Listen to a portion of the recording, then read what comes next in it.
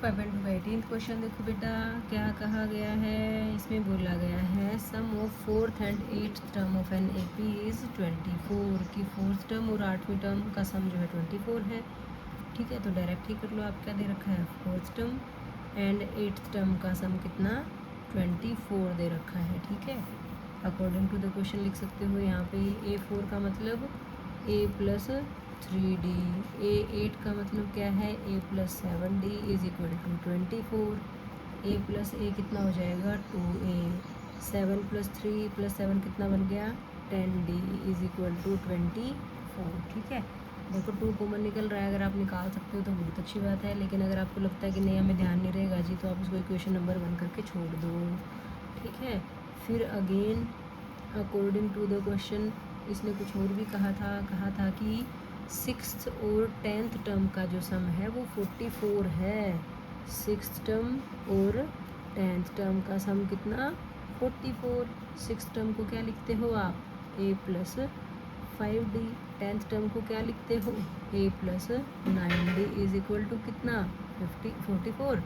A plus A कितना आ गया 2A, 5 plus 9 कितना आ गया 14D इज इक्वल टू कितना 44। यहाँ भी A और D में क्योंकि इक्वेशन आ रही है 2 तो यहाँ से भी कॉमन निकल रहा है, अगर आपने ऊपर से कॉमन नहीं लिया तो यहाँ से भी लेने की जरूरत नहीं है।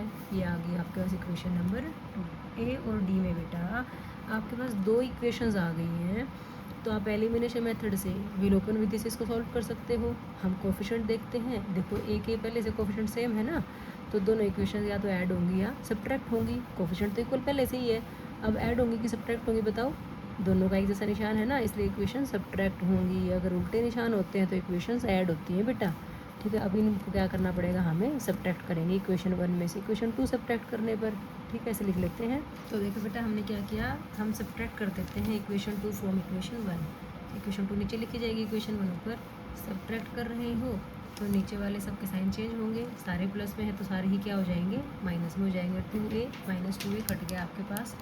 10D माइनस 4D 14D कितना बनेगा माइनस का 4D।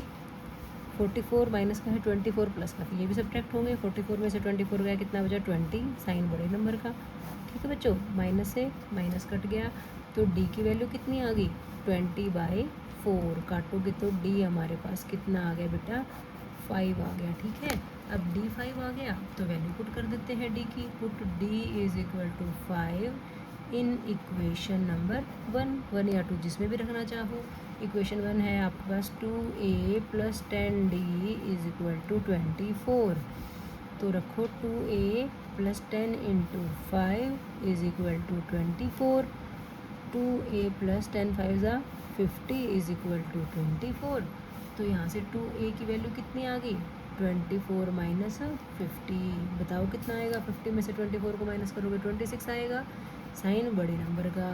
तो A की वैल्यू कितनी आ गई माइनस का 26/2। काटोगे तो यहाँ से A की वैल्यू आ गई बेटा माइनस का 13। ठीक है, अब A आ गया D आ गया।